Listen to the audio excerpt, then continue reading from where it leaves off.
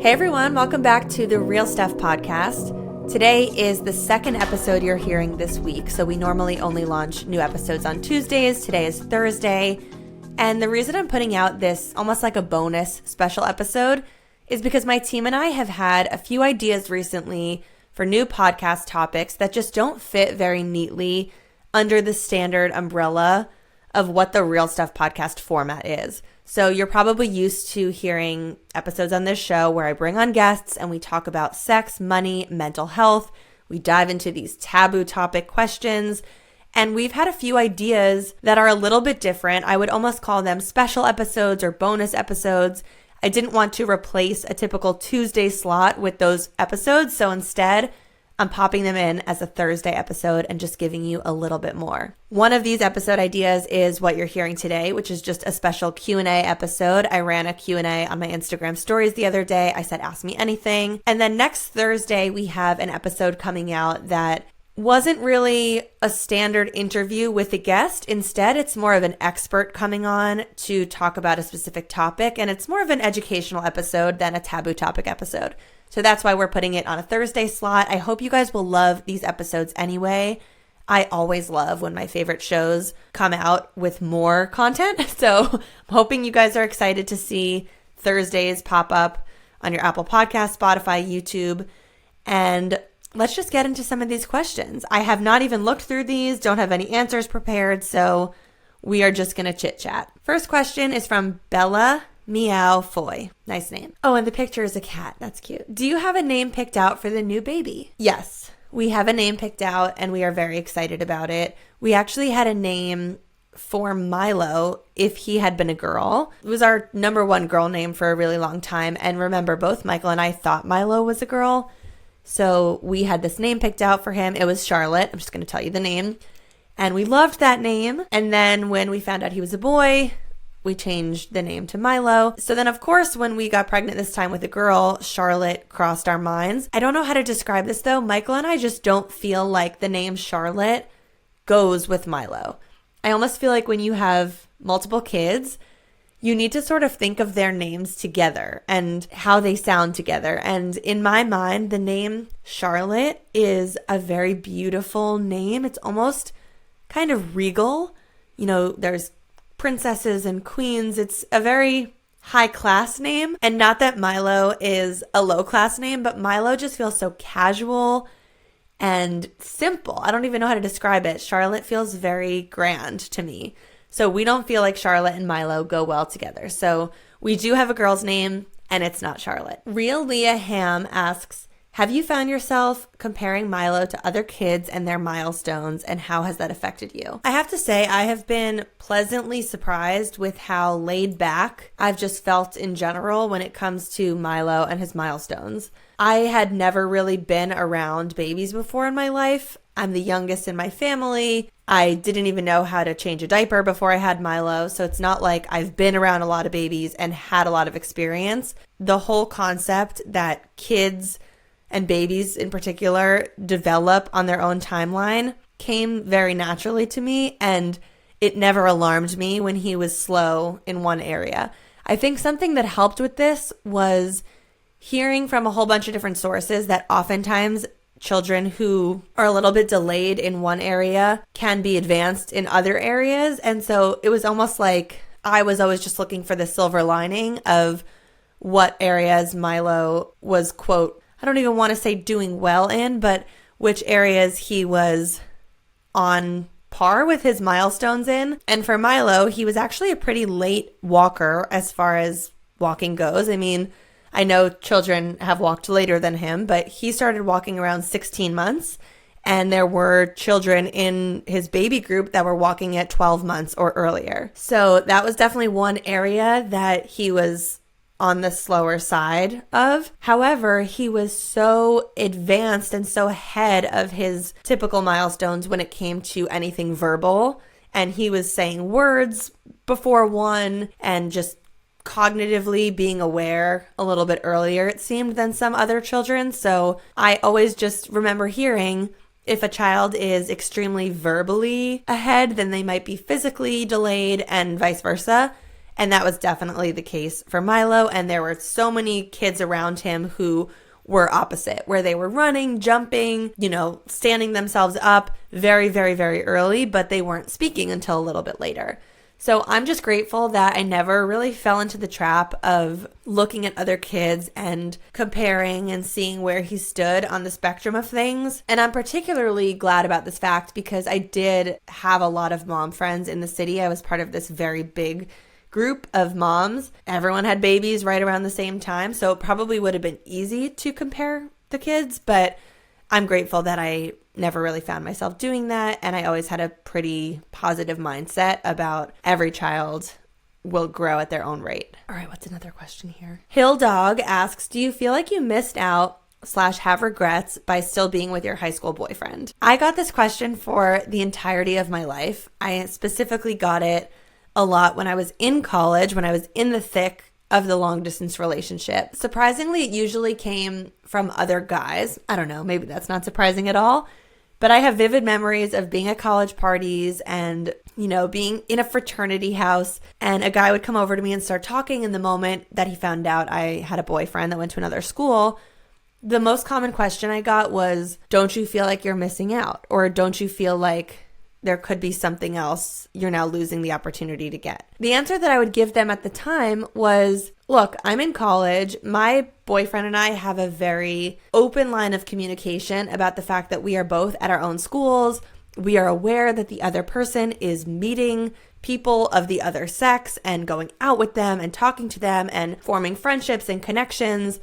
And I always said to Michael, and, he said it right back to me, we want to make sure that we're with each other because we actually want to be together, not just because it's been so long and it's a sunk cost and we might as well just stay together. No, we wanted to be together because we loved each other and we felt like the other person was the best person for us at that time in our life. I remember a couple times when people would ask me that, don't you feel like you're missing out? I would say to them, listen, I am open here. Like, I'm at school, I'm meeting people, I am talking to people.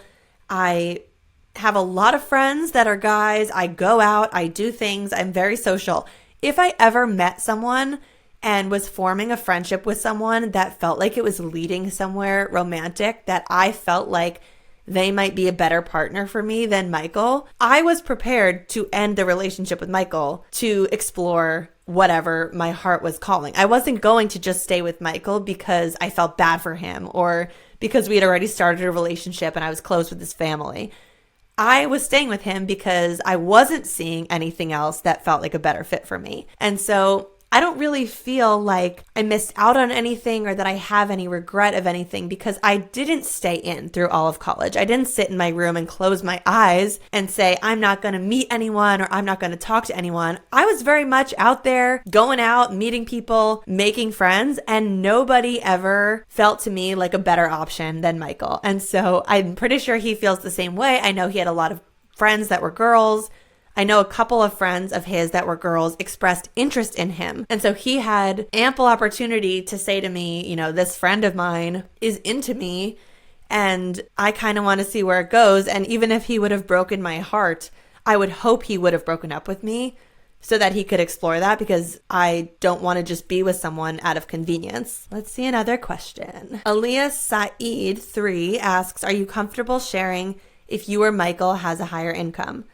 This is a topic that I've spoken about with Michael, and he has told me that he's comfortable with me sharing that at the moment, I currently bring in a higher income for our family. Obviously, at different times in the growth of my business and throughout his various careers, that has kind of toggled. So when we first started out, he was making a lot more than I was in my first media career. As my business has grown, it has surpassed that. He used to work in finance, and then he took a couple of years off of working to go back to business school to get his MBA. And during that time, I was the sole earner for our family. I think those were in our first couple of years of marriage. And then now, post-business school, he has a great job. However, my business still brings in the quote higher revenue. I know this wasn't really a question here, but I just want to share that I've sort of loved seeing how Michael has not reacted to that. I don't know if there's the right word to use, but I've loved seeing how supportive he's been of that fact, because the truth is we live in this society that, we can have these gender norms and think that it is a man's responsibility to support the family and be the breadwinner and make more and earn more. There's a lot of talk about men out there that can be threatened by a woman who's making a higher income. And I've just never gotten any feeling or any sense that Michael feels anything but proud of me for the business that I've built. And he's been such an integral part of my business, because not only has he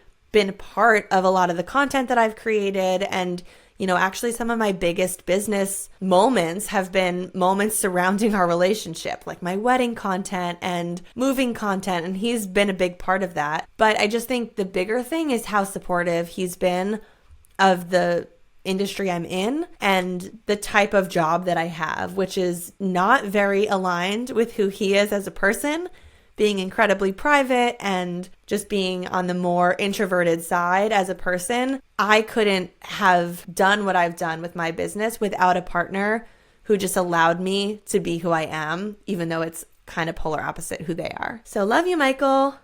I'm going to try to get him on the podcast soon, because we want to do an episode about division of labor in our relationship.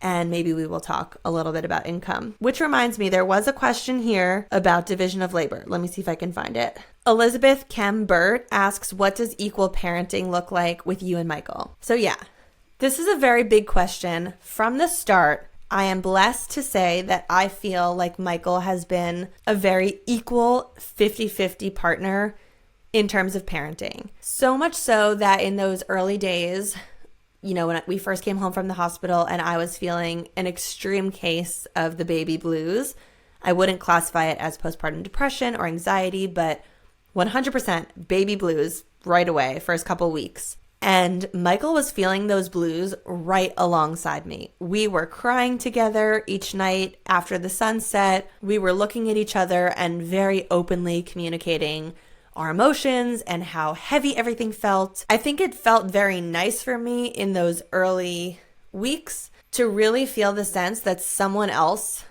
with me, not just someone else, but the most important person to me who was going through this with me was also feeling the changes, and that it wasn't just me that all of a sudden felt like my world imploded. Thankfully, we both work full-time from home.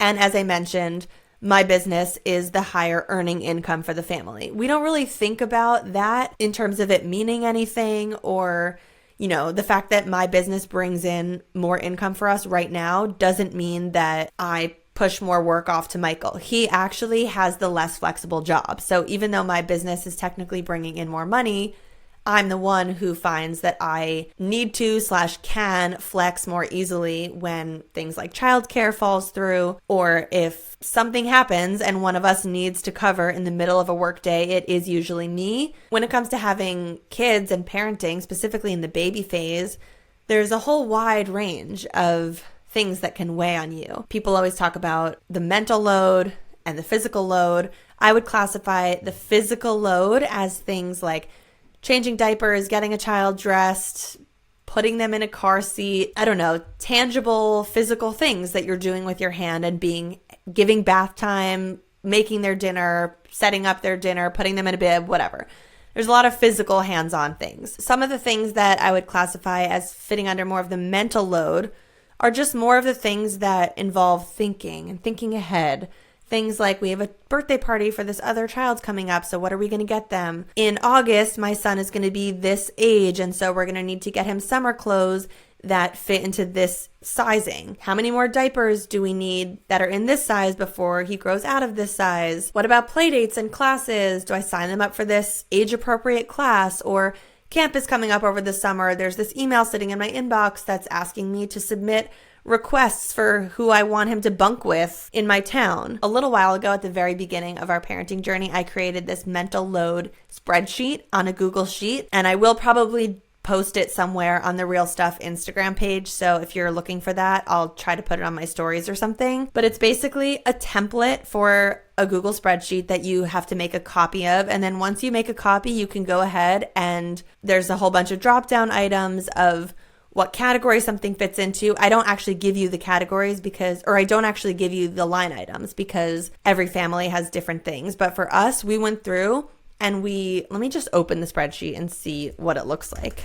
So we went through and we created a whole list of tasks that are recurring tasks in our household. So it's everything from things like planning our date nights to buying Milo new toys, buying toilet paper and paper towels, managing our investments, managing our mortgage, doing bath time for Milo, who's going to lock the door at night before we go to bed, who's going to set the alarm, who's going to cut Milo's nails. I'm just reading you a list of some of these things. Food prep for Milo, watering the plants in our house, throwing out expired food in the kitchen, scheduling pediatrician appointments. The list goes on and on. There's like 40 line items here. And then each of them fits into a category of either something that has to do with our relationship, something that is a kitchen task, a finance task, a Milo task, general housework, lifestyle, and home ownership. And then we have a who category. So whose role is this? Is this Lucie's role, Michael's role, or is this a split role?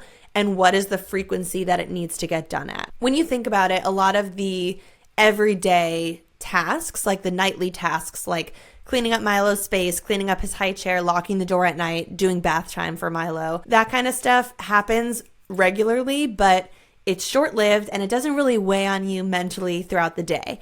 Whereas tasks that are needed, every other month or bi-weekly, some of them, not all of them, some of them can be tasks that take up a lot of space throughout your day. So even though you only have to do it once every 2 weeks, there's a lot of thinking that goes into it, a lot of planning that goes into it, and it takes up a lot more space than, say, changing a diaper or giving bath time. So basically what we tried to do is not go through and make sure that this was like 50-50 Lucie and Michael, but in terms of the load that something carried and the frequency it needed to be done and the amount of space it took up, trying to make sure that kind of stuff was as balanced as we could get it. And yeah, I think every relationship is going to look different, but to me, equal parenting is basically just knowing that the other partner is there supporting you and that you can have these open lines of communication to make sure that one partner doesn't feel like they are drowning in the weight while the other person is getting all this time for themselves. It was a long-winded answer. Julia Constantello said, important, is getting Modern Bread and Bagels delivered worth it?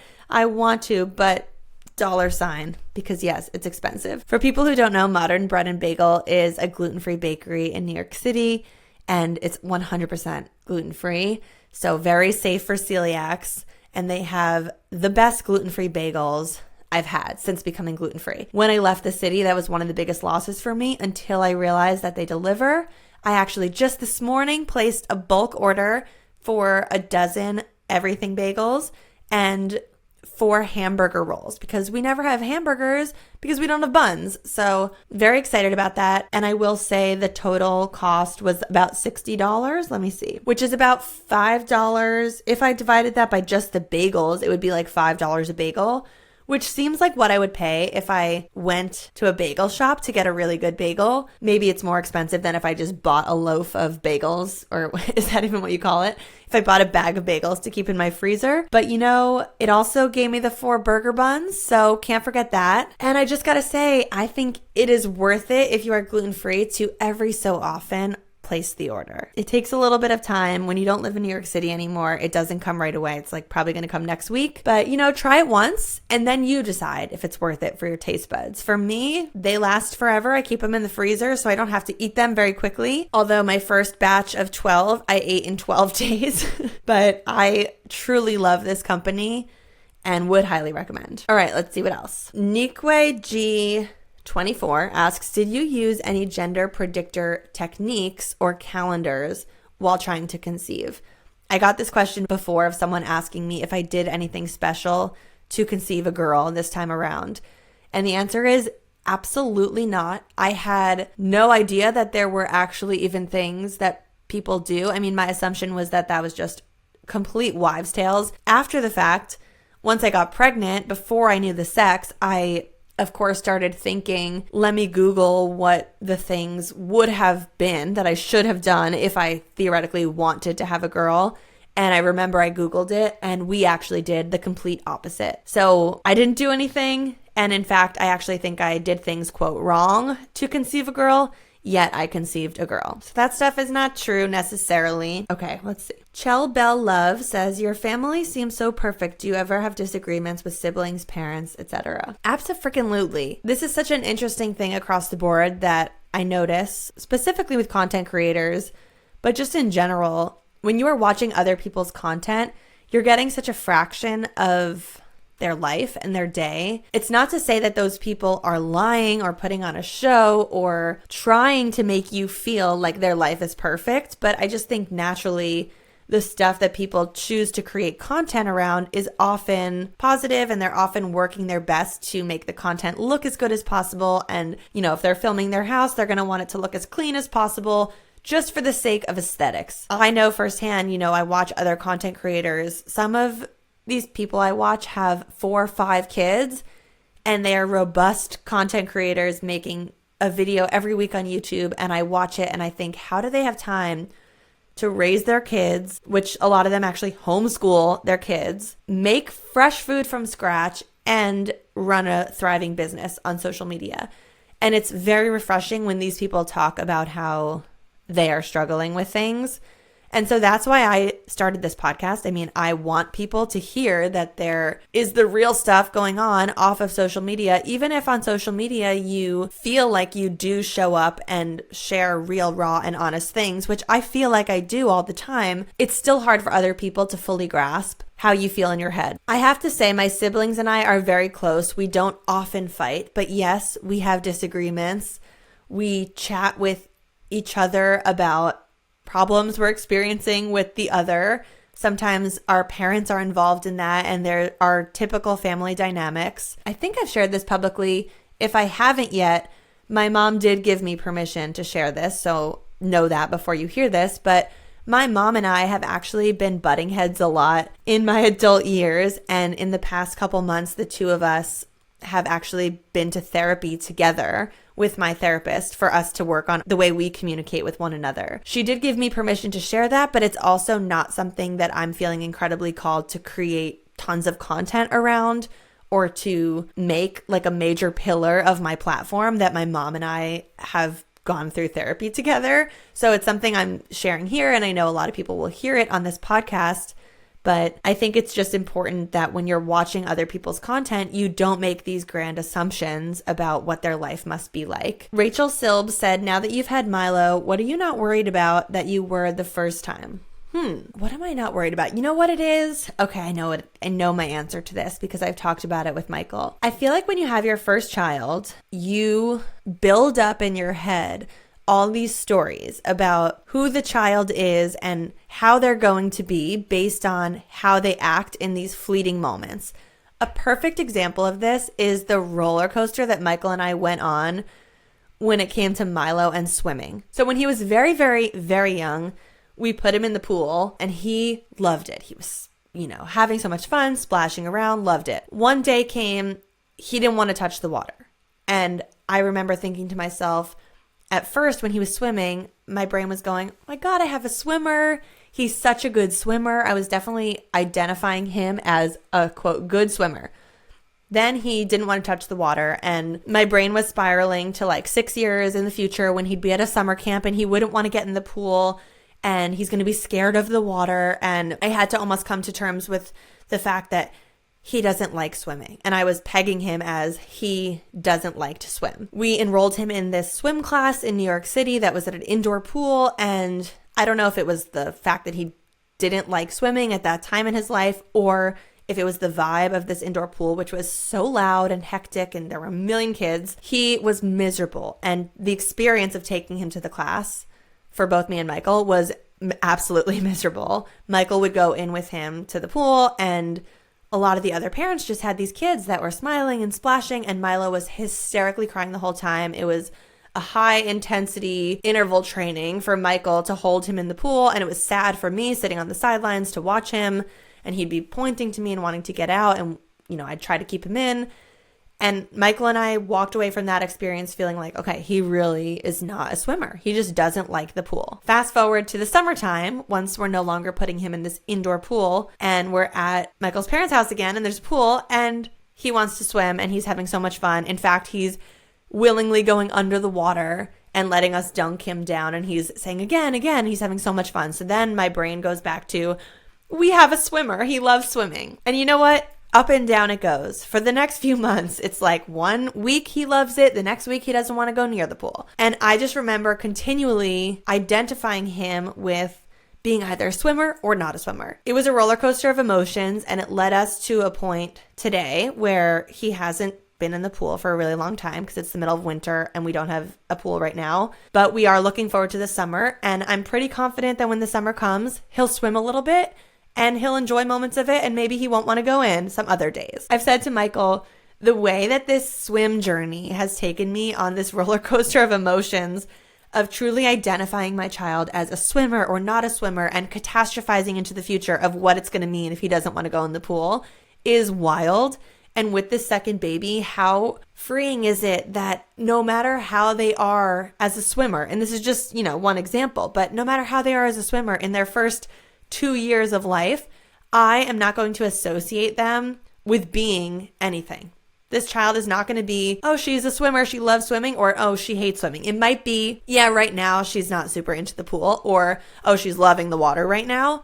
It might be the right now, but it's not going to be a catastrophizing event of me thinking about how it's going to affect her life. Swimming is just one example of those, but when it comes to different foods that he likes or different speech patterns that he has, I remember definitely getting attached to these identities that were so fleeting. And now with this second baby, I'm just more aware of the fact that everything changes. So I don't think I'm going to grasp on as strongly to different aspects of her personality that present themselves early on. Hello Sunshine 90 asks my favorite question. Do you think you will ever retire from content creating on social media?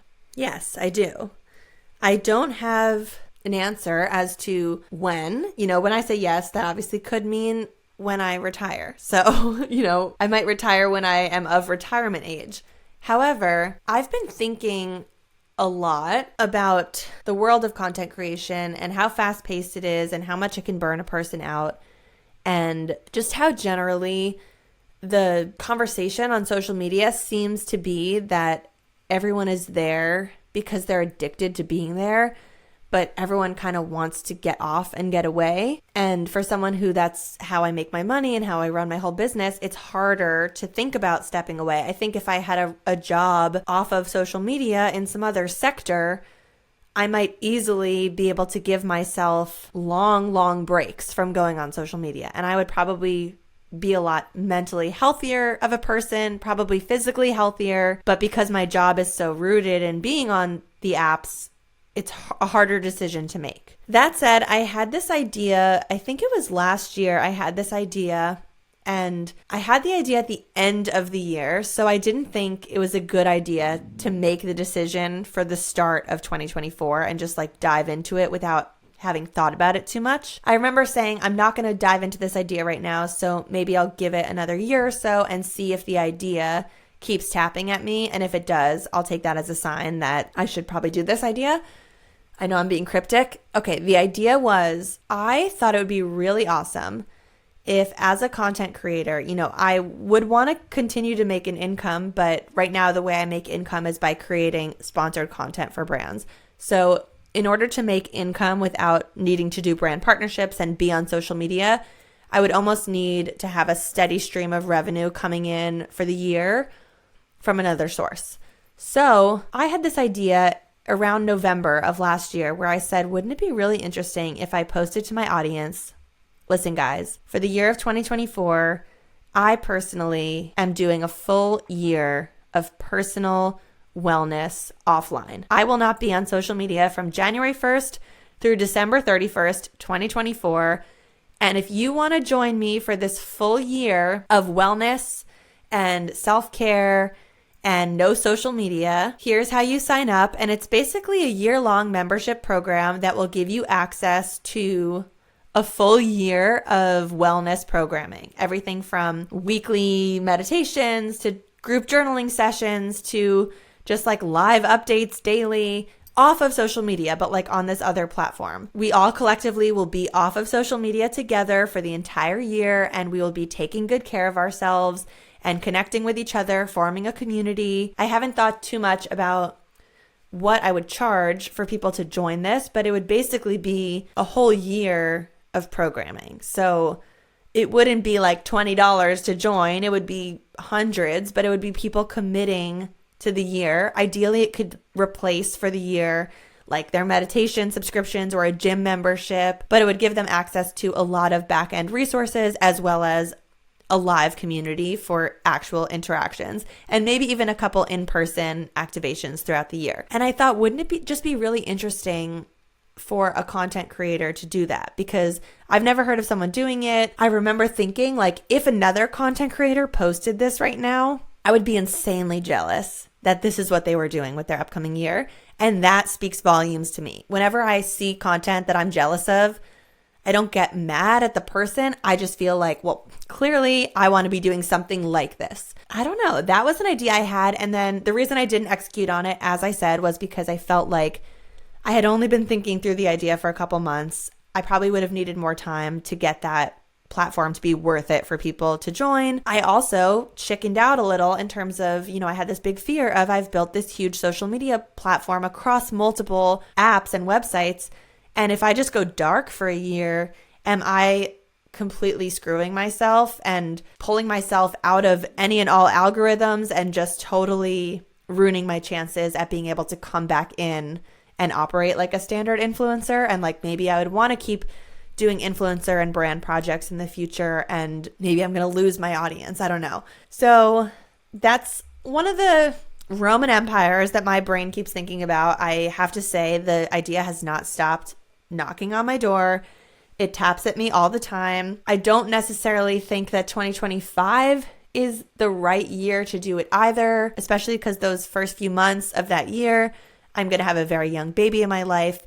And I do think 2025 is going to be kind of difficult for me and our family in terms of just transitioning to 2 kids and managing the 2 schedules and having like a real baby in the house. But maybe 2026, I don't know. It is kind of sad to keep pushing this idea back because it feels so interesting. If anyone's listening to this and you love that idea and you would want to join a full year off social media with a creator where you get to do wellness activities and just like live your best year yet, let me know. Because if a lot of people message me about this, I'll take it into consideration. Lynn Shea asks, were you hoping baby number 2 would be a girl since you already have a boy? So interesting. I really, really want to do a whole podcast episode actually with different parents about the concept of gender disappointment, because I find it to be such a taboo topic, but so real. Such a real thing that people think about. Not everyone thinks about it. Not everyone wants a boy and a girl. Some people want 2 girls, some want 2 boys, but people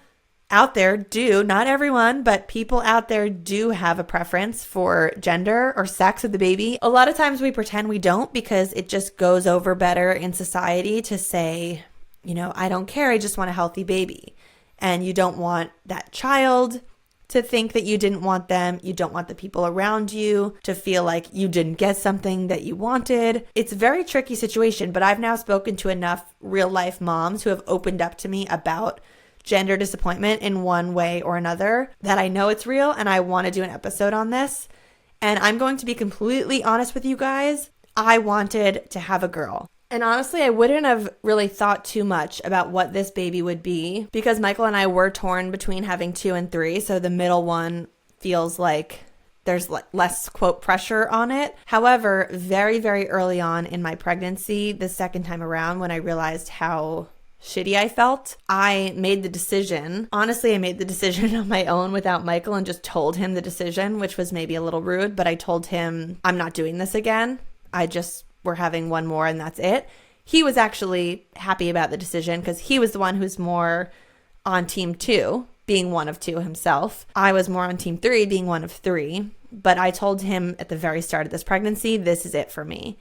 And so once I made that declaration, obviously I could have changed my mind in the future. But once I made that statement, it felt like there was a little bit more hope for the baby to be a girl because I've always dreamed of having a daughter. And if I'm only going to have 2 and this one's not the girl, then I was going to have 2 boys. So yeah, that just left me in a place where I have to say finding out it was a girl was very exciting to me, partially because I was getting that daughter and I knew that I was going to get that thing I've wanted in my life at some point. But secondly, because it kind of put a pin in the baby making for me and just made it much easier for me to feel confident in our decision to stop at 2. Whereas if I had had a boy next, I could see myself saying, that's it, I'm having 2 boys. And then maybe a year or 2 down the line, thinking of trying again. Sabrina Woohoo asked, what do you fear most about this second baby? Is it jealousy from Milo, no sleep, etc.? I think what I'm fearing the most is the managing of the schedules of 2, specifically when it comes to the daytime sleep schedules, which I know have such a big effect on the nighttime sleep. And with Milo, we were a sleep training family. We followed a book and it worked wonders for us. And a big part of getting him to collect his sleep at night and sleep through the night involved changing up his daytime feeding and nap schedule and having him be on a pretty routine daytime schedule. And as I've heard from a lot of people, baby number 2 often just has to go with the flow because there's a toddler in the house who has activities and things to do. So baby number 2 naps in the car and skips a nap sometimes and doesn't necessarily fit on a rigid nap schedule the way baby number 1 might have. And for us, that rigid nap schedule involved, being at home for a crib nap at a set time of day. The sleeping conditions were perfect. The room was the right brightness and temperature, and it really did help foster better sleep overnight. So that's my fear, is that having to be more flexible with this baby is going to lead to a longer period of time of us being sleep deprived humans. And you know what? We're going to get through it, but that's definitely a big fear. Now or Later wants to know, would love to hear more about the naturopathic doctor and why you're going that route. In case you missed this, I posted on my Instagram that I started going to a naturopathic doctor, and the truth is, I just haven't had a primary care doctor in years. I had one from my childhood growing up that I kind of kept seeing into my adult years, living in my parents' town, where I grew up. And now that I've moved to this new town, and as you probably know, have been sick nonstop, it's been a big nuisance because all I've been doing is going to the urgent care center nearby, and I don't have an actual doctor, and I've been really sick. So it was really not a good thing to not have a primary care person. And so I looked around at different medical options near me, and I found this naturopathic clinic that was really calling to me. I had multiple consultation calls with them to sort of check in and see what it was all about. The truth is, I've heard of naturopathic doctors. I've been, quote, a fan of other people having naturopathic doctors. And I myself have been to a couple of these practitioners in the past for more acute things, but they've never been my primary care doctor who I would go to for a sickness. I had consultations with them. I told them all of my current health issues and all of my goals, and basically wanted to make sure that they were the right fit for me given all that's going on in my life. And then once I felt like it was the right fit, I scheduled my first appointment. And this first appointment was a 90-minute appointment where this doctor learned everything about my entire life's health history and my whole family history, every medication I've ever been on, anything negative that's ever happened, anything positive that's ever happened with my health, and got a full, well-rounded picture. If you think about the first time when you go to meet a new doctor, you have a 10-minute visit max, maybe 15, probably less. To have a visit that was 90 minutes where this doctor learned absolutely everything about me and then set me up for blood work, based on that meeting, it just felt like night and day from a standard doctor's appointment. This naturopathic doctor, I can't speak for everyone, but this clinic, if you go in and you have some sort of infection and everyone agrees that you should be taking a medication, like a prescription medication, even though some of the individual naturopaths cannot write prescriptions, they do have actual physicians in the practice that can write prescriptions for you. So it is akin to going to a standard doctor in that you can get medications. It's just that the way they think about what they're prescribing and what's going on in your body is very different, and they look at you holistically, and they really do try to get to the root cause of the problems instead of just slapping on the Band-Aid and giving you the medicine and sending you on your way. So I'm really excited to see. I can share more updates if you guys are interested in why I chose this direction. but so far so good. Bethany Favaro asks, how do you and your husband split finances? I just spoke to my friend about this because my friend's getting married. She asked me a million questions about what we do, and I'm very happy to share this with you all. Ever since we officially got married, we both view our family's finances as being completely merged. We do still have separate bank accounts. From a technical standpoint, we have separate accounts. His account is where his salary from his job gets paid out to. My account is where my salary from my business gets paid out to. And those two accounts are actually linked. So when I log into my bank account, I can see his stuff and my stuff, and we each have a checking and we each have a savings account. In terms of how we split things, we just sort of see everything that's coming in as belonging to both of us. When we go out to dinner, whoever has the credit card most accessible puts it down, but it doesn't really matter who's putting the card down because when it comes to paying off the credit card, we open our bank accounts and we'll usually pay from our own checking accounts if there's enough in it. But if I, for some reason, didn't have enough money in my checking account at that moment in time, then I would very quickly, without thinking or without asking, transfer money from one of Michael's accounts into my checking account to pay off the credit card. Or I would pay off the credit card with one of his accounts. And he would do the same using mine. You know, we're both just completely open about what we have coming in. As I mentioned earlier, Michael is one who handles our investments as a family. So he's the one who's pulling the money out of my business account and out of his personal accounts to invest for our family. And I just think we really don't ever think of our funds as being separate. If we're making a purchase, we haven't actually selected a specific number, but I think it would be smart if we did. There's really rarely a time when we would be going to make a purchase and we would ask the other person if it was okay, unless I guess it was over a certain amount. And as I said, we don't have a number for what that is. I can't think of a time in the recent future when I've called Michael and said, is it okay if I pay for this? Actually, I can think of it. And it was when we had this bench built in our kitchen and it cost a few $1,000s. And before we built the bench and commissioned our mill worker to do it, I talked about the cost with Michael and I asked if he wanted to do it. And we were sort of weighing the cost against buying an actual bench that would hopefully fit into the space well versus having a custom bench built. And we decided that the cost was worth it and we moved forward. Okay, I'm going to do one more question. Do you openly, this is from Dalma027. Do you openly talk about sex with your parents? Great question. My family, we've always had a very open family about sex in that it's not off limits to talk about. It's not something that would be earth-shattering for someone to bring up. However, it's not something we're sitting there chatting about incredibly comfortably. Like, it's not something we want to be talking about on loop with each other. It's definitely something that causes me as the daughter to get the normal giggles or to act like a little silly when the topic comes up, but it's not avoided as a topic.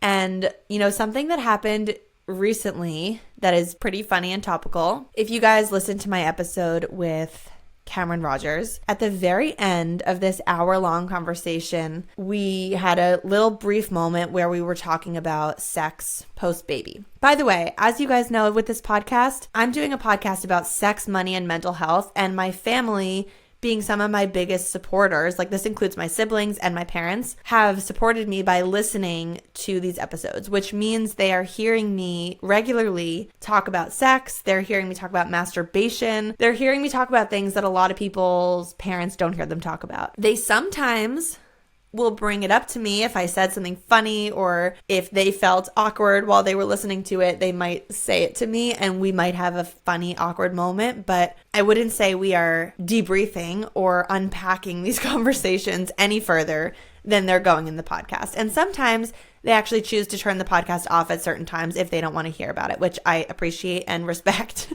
So with this conversation with Cameron, we had a little bit of a chat at the end about sex postpartum. Cameron opened up about how she's having the best sex of her life after having kids, which then led me to a thought I had been having recently, which I considered not talking about. As you all know, I don't share much about my sex life because, as I've said on many podcasts, talking about my sex life means I'm talking about Michael's sex life, and he's very private. So for his sake, I try to not talk about sex too much. That being said, there are many elements of sex that I feel like are about me or my body, and I feel comfortable sharing those things, and those aren't really things that Michael would say you can't talk about. And one of those things was the topic I brought up next, which felt topical given what I was talking about with Cameron. And I said, you know what? I have a question for you as a woman having had a vaginal birth as well. Do you feel like sex feels any different after having a baby? Because for me, I actually feel like having had a baby made sex a lot easier for me in that it had used to be more difficult to get into the act of sex, meaning I, quote, felt tighter pre having a baby. It felt like I needed to ease into sex in order for it to feel good. Now, being post-baby, I guess the terminology I used was that I'm a little bit stretched out and that it's just a more, quote, comfortable size now, meaning sex can be initiated with more ease and feels better. And I said that on the podcast. I said it in, I don't know, minute 45 or 46 of an hour-long interview, like a very fleeting statement where I asked Cameron if she felt the same way. And that was the end of the conversation. 2 days later, as soon as the episode goes live, I get a Google alert, which I have a Google alert set up for my own name to see if any articles are being written about me. And I get this Google alert. Let me pull it up. Hold on. April 5th, 2024, Lucie Fink, Google alert. An article from the Daily Mail UK comes out. Title: Mom, 31, very candidly reveals how her vaginal childbirth made sex more pleasurable than ever before. Quote, my son stretched me out and made it a comfortable size. Lillian Gisson from the Daily Mail, thank you so much for taking this one statement I've made and turning it into an article about my vagina and how my son has stretched me out. Listen, I said all this stuff. This is not libel. I can't sue. She's not taking anything that I said and changing it. But articles like this are funny because they pop up on people's news feeds. By the way, they have photos of Milo and Michael and Cameron and her family. Articles like this basically take what you've said in a very normal contextual situation and they make it seem like this 31-year-old influencer posted online about her vagina and how it's stretched out post-birth. And I do not blame anyone who saw this article for thinking, why would this girl come out and say that and talk about it? What is not mentioned in the article is this is something that Lucie said in the middle of an hour-long podcast on a podcast called The Real Stuff, which is a show about sex, money, and mental health and opening up about taboo topics. I mean, that would have ruined the article because people would have realized, oh, okay, that's why this conversation's being had. She's shattering taboos and talking about things that women talk about with each other when no one's listening and helping women feel less alone with things they're going through. All that to say, I was not upset by the article. I laughed hysterically, but I guess my dad also has Google alerts set up for the name Lucie Fink. And so he sent the article to our family chat and it was funny. We had a funny moment where he texted it to our family and said, oh, geez, with, the monkey eyes, the monkey covering its eye emoji. And we had kind of a funny moment where my brother and my dad and my mom were all like, you are a wild child. Where did you come from? Because the truth is, I'm just very different from my family. My mom actually said something funny to me. Her text was... Hold on, I have to find it. My mom texted me and said, oh my God, your vag is public. And I said, ha ha ha. And she goes, where do you come from? I don't even let people know I have a vag.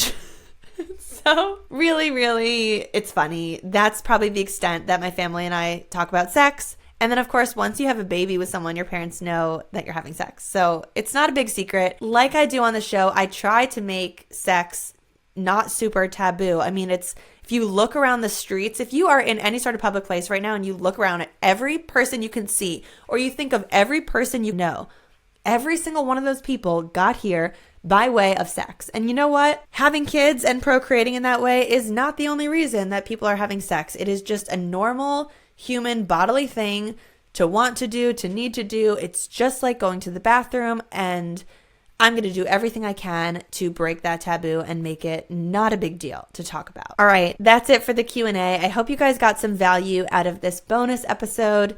If you have any more questions that I missed, feel free to just comment them on the Real Stuff's posts, like any post you see from the page.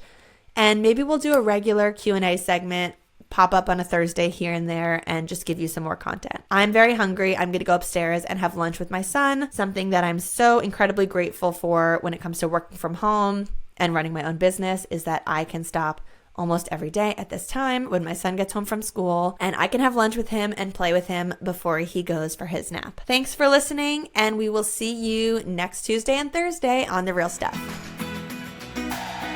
Thank you so much for tuning in to The Real Stuff. I'm Lucie Fink. Don't forget to follow the show on social media at The Real Stuff Pod. And if you're liking these episodes, please head over to Apple Podcasts and leave us a written review. It helps the show so much. And if you're feeling called to come on the show, visit luciefink.com/apply and tell us your story. We'll see you next week for another intimate conversation on The Real Stuff.